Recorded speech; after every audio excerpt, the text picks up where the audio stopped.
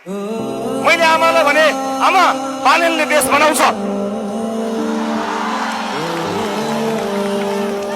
बालेनले हाम्रो सपना पूरा गर्छ। यो भनाइको साक्षी मेरो श्रीमती छिन्। मैले उनलाई अँगालो हालेर उनलाई पनि त्यही भने, मेरो आमासँग कुरा भयो र मैले आमालाई भने, आमा बालेनले देश बनाउँछ। यो मेरो विश्वास हो। मलाई चिन्ता छैन कुनै पनि दिन अपदस्थ भएको हेलिकप्टरबाट भागेको बच्चालाई गोली ठोकेर भागेको सरकारले लगाएको मुद्दाले, अपदस्थ भएको बच्चालाई टाउकोमा र छातीमा ताकेर गोली लगाएको सरकारले ममाथि लगाएको मुद्दाले मलाई कुनै पनि दिन जेल पुर्याउला। मलाई अब चिन्ता छैन, किनकि देशले बालेन पाएको छ।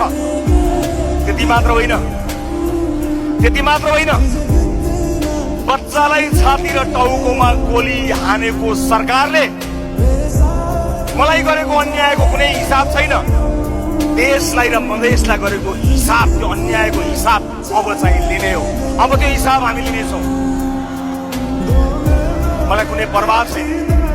मलाई विश्वास छ यतिका मूर्धन्य नेताहरू यहाँ उभिनु भएको छ।